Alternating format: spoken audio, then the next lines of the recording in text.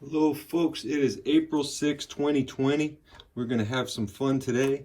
We're going to make a 10-ounce pure gold bar. I'm going to start off by calibrating the scale. I just changed the location of the scale, which seems to affect the readings.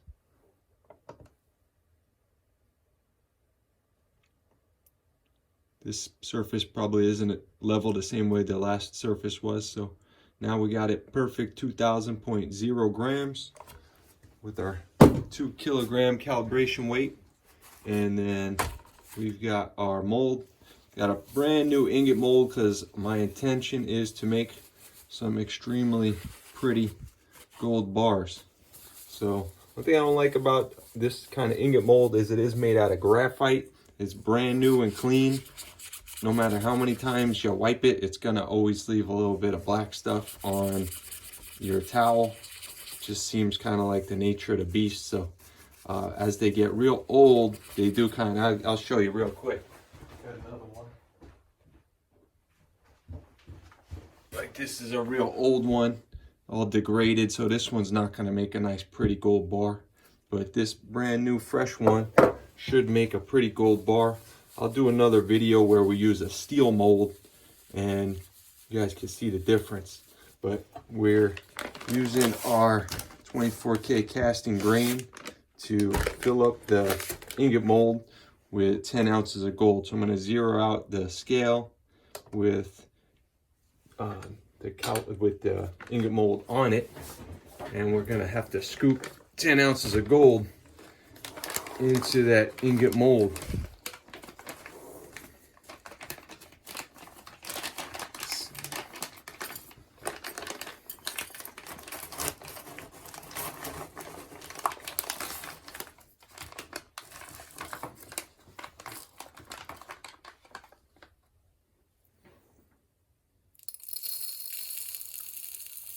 So you've probably seen other videos online, guys making gold bars, or a lot of guys like to make silver bars when it comes to bigger bars.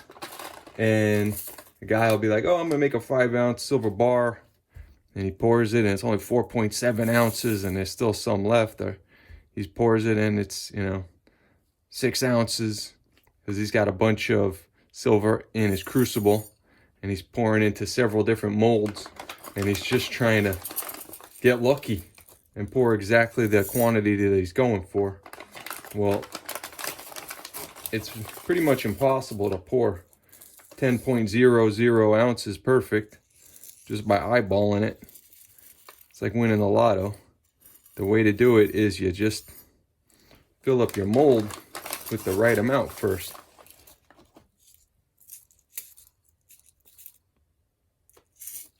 You don't really see it a lot on the modern bars, but if you look at old bars, if you have any old silver bars, a lot of times on the edge of the bar, right on one of the corners, you'll see file marks because the refinery, when they were making the bar, they poured the bar a little heavy and they just filed it down. So that's how I would do it if I was making a bunch of silver bars, but I don't really have time to file bars down anymore. So you'll find too on the old silver bars, a lot of times you'll see bars, they're just they're just heavy. It'll say 10 ounces of silver on it. You put it on a good scale, you weigh it, and it'll be like 10.05 ounces. But on silver, they'll do that. It's not really worth bothering with to take the time to remove a little teeny bit of extra silver. But gold's valuable enough that it's worth it to make sure you're doing the exact weight that you're shooting for. I am going to go grab some other casting grain that we have in the safe that has little teeny tiny pellets, and get this up to 31 point.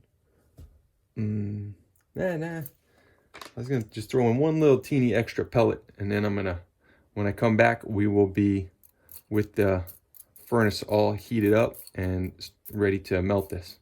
I'm gonna throw in one little teeny tiny piece and get it up as high as I can without getting the wait to notch up to the next level. Okay, so we got our induction melting furnace going. I put the power factor up to 500. I'll tilt this up so you guys can see what we got going on here. Big fume hood up top that sucks the hot air up, and in this case we're burning clean stuff, but if we were burning something that was dirty, it would suck up all the dirty smoke.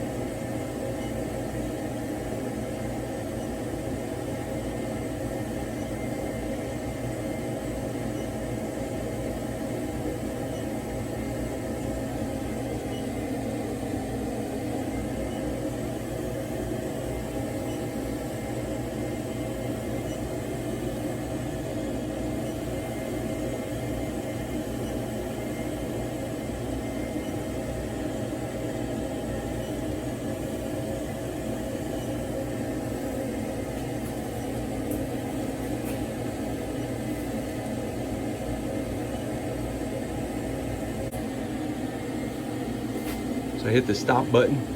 It's gonna start to cool down.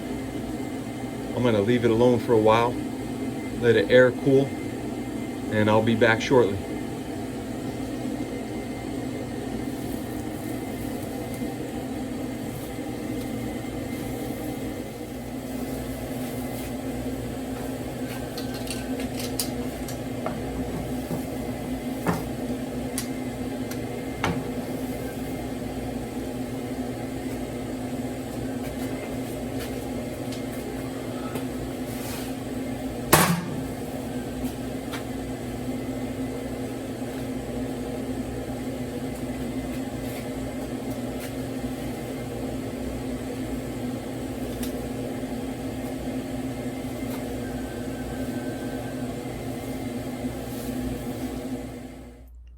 All right, everybody, we're back. So we got our gold bar. Only thing you missed is I did put it in cold water. So don't forget, these things are super hot. Don't just try to pick it up without first making sure it has plenty of time to cool off. And the best way to cool it off super quickly is just clean cold water. So that's what we got. Of course, the weight is still exactly the same, 10.0 troy ounces of gold.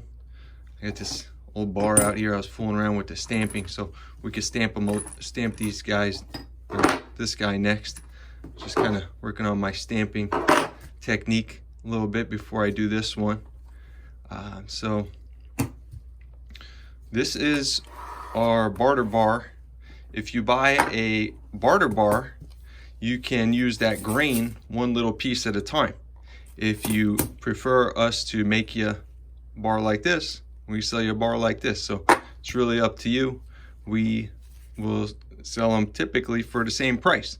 And for whatever reason, people tend to like solid bars. It's kind of more customary that people will get solid gold bars. And over time, that's what people would invest money in when they're buying gold. But we constantly hear people complaining, hey, how am I supposed to trade this for something that is an inexpensive item when you know, the society breaks down and nobody's honoring cash or money or what's in your bank account, and everybody's just trading, and we go back to a barter society. This thing might not be the best thing for you to have, so this might be the best. One of these barter bars, you break open the plastic case and you've got pure gold pellets you could pull out 1/10 of a gram, or you could pull out 10 grams or trade full 10 ounces. So this is a 10-ounce barter bar, and this is a 10-ounce solid bar, and we're just gonna stamp it with these stamps here as a 999 gold bar. Now, don't get mad if you buy one of these kits and say, oh my God, they sent me all these numbers and all these letters. I got 1, 2, 3, 4, 5, 6, 7, 8, and 0, but they forgot to give me the 9. If you want to do a 9, you just got to use the 6 and flip it upside down. So we got our 9. We will test this gold bar and see what the purity is. So this way, you know, good thing about the gold bar that I've got there is we know it's a solid gold bar. It doesn't have any tungsten in the middle. It doesn't have one type of gold in the middle and one type of gold on the outside. It is pure gold, but it's pure gold all the way through. And I'm going to pan the camera over and we will test it on the X-ray machine. This is a X-ray fluorescence spectrometer. So close that.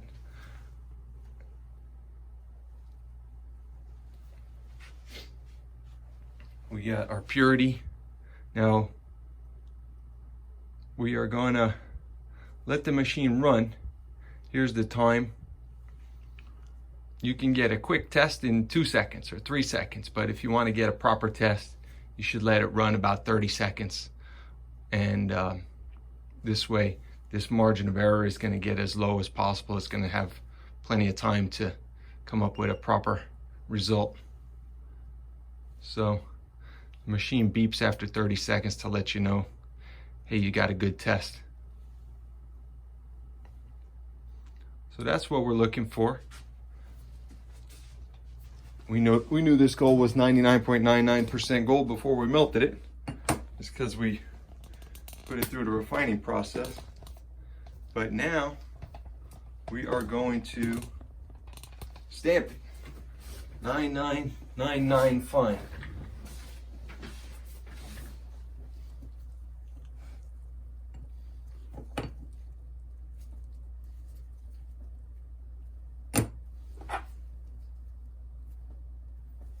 And we got all these letters.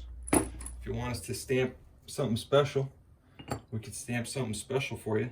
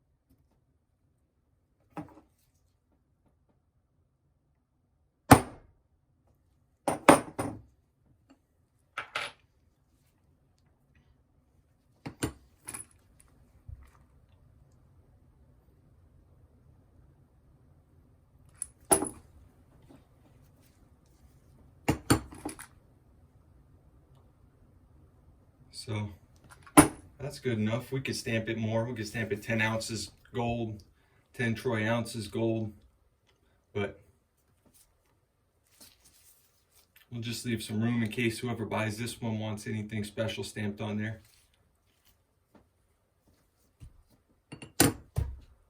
So yeah, with that, all you need is a good hard surface, a hammer, and a stamp.